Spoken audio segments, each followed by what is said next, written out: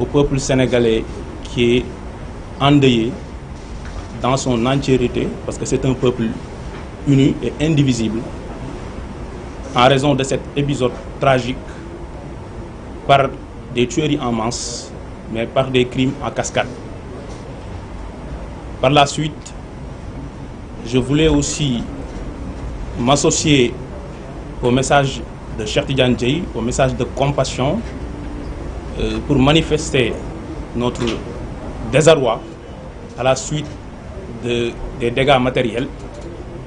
des dégâts qui sont énormes à raison d'un gouvernement irresponsable qui décide de maintenir ce pays en tension, mais en raison aussi des nombreuses blessures suite à des cas de torture manifestes au sein des commissariats de police et des brigades de la gendarmerie,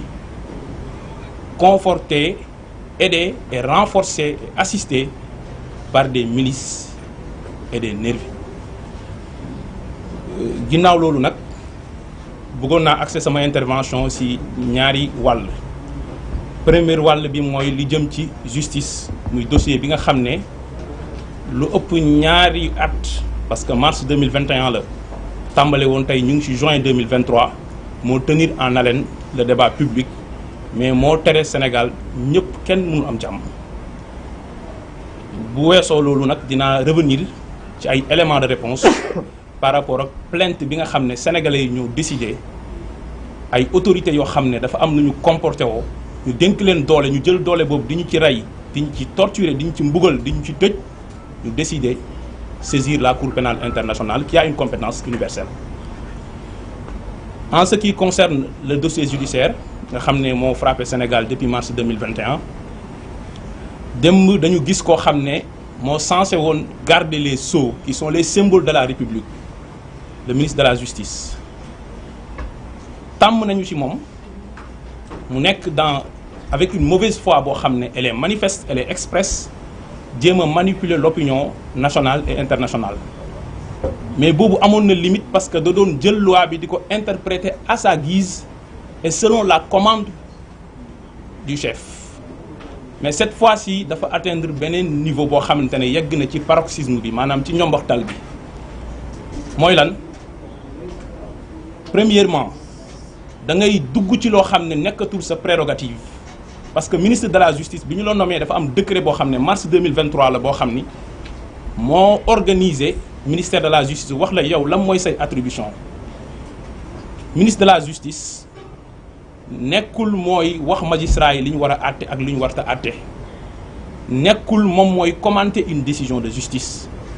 même su fekkee une décision définitive la, parce que su boobaa dafay immixé wu en tant que kuy représenter la chancellerie, bokk ci exécutif bi di dugg ci pouvoir judiciaire. Mais li pire mooy décision boo xam ne elle n'est pas encore définitive, parce qu'il y a des appels. La partie civile a fait appel.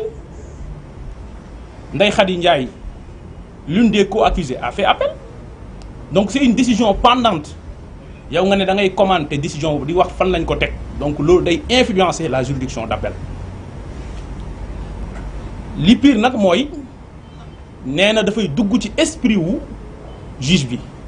maanaam moom mooy wax juge boo xam ne àtte na ba pare, mais ba léegi décision bi disponible gul. te décision nag ñetti wàll la: qualité bi nga xam ne greffier bi moo koy def, wax ñan ñoo àtte mbir mi, composition tribunal bi nan la demee,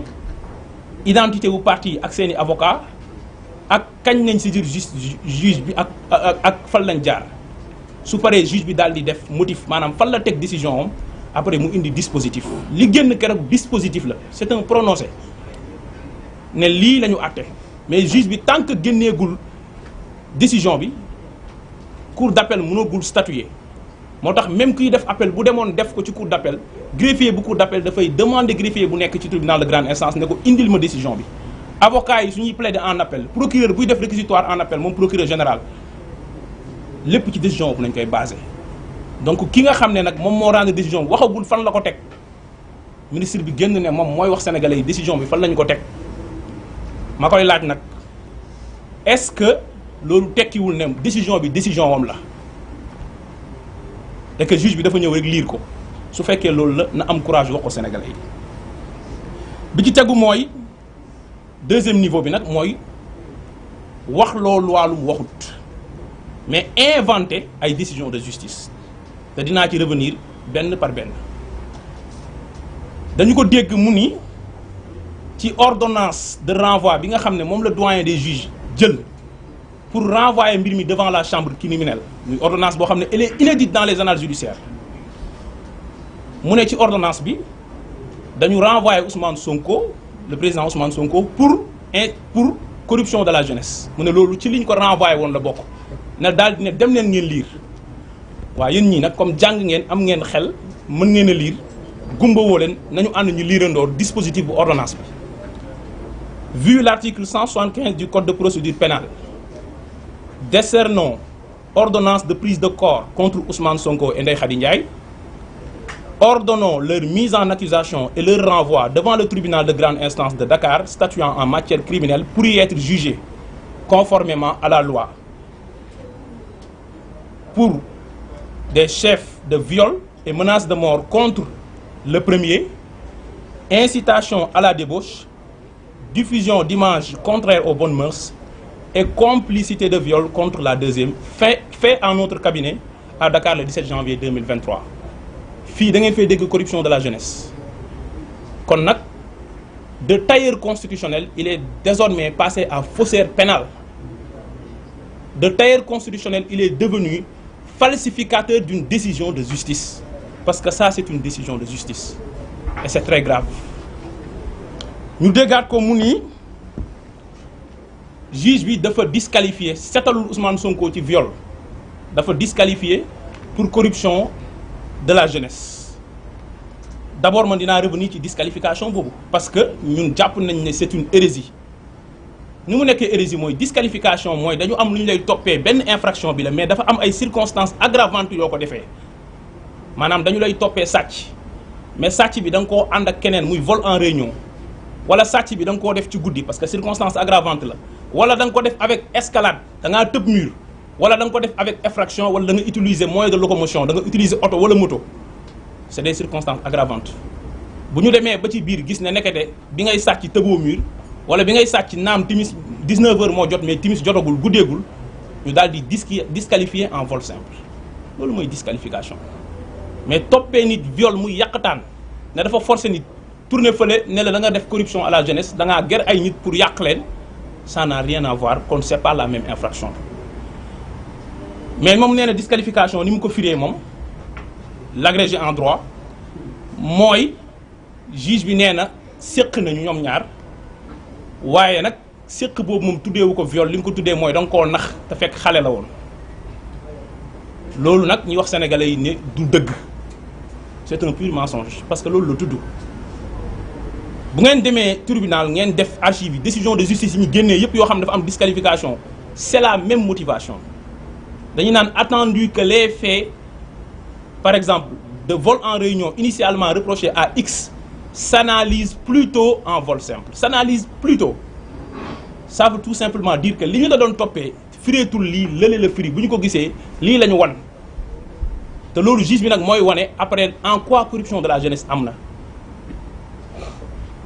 li tax signifié wul conjonction sexuelle maanaam ñaan ñi dañoo séq parce que dañuy leeral pour sénégalais yi dégg mooy dañuy dem liiraat parce que tey dañu bëgg lépp leer article 324 bu code pénal alinéa 2 sera puni aux peines prévues au présent article quiconque aura attenté aux mœurs en excitant, favorisant ou facilitant habituellement la débauche ou la corruption de la jeunesse de l'un ou de l'autre sexe en dessous de l'âge de 21 ans. Ça veut dire que atteinte aux mœurs mooy délit bi mais soo defee atteinte aux mœurs da nga ko def soit da nga favoriser wala nga exciter wala nga faciliter débauche muy benn wala nga corrompre jeunesse bi donc le délit corruption de la jeunesse mënul nekk infraction autonome moo tax décision de justice bi jàppee leen ko benn torchon boo xam ne nit ñi ci poubelle dañ koy sànni parce que du infraction moyen la pour nga def benn infraction élément constitutif la kon nag mën nga favoriser wala nga exciter ay jeunes pour ñu nekk ci débauche tey bu la neexee nga tabax sa kër dugal fa ay xale yu góor ak yu jigéen ñiy caaxaan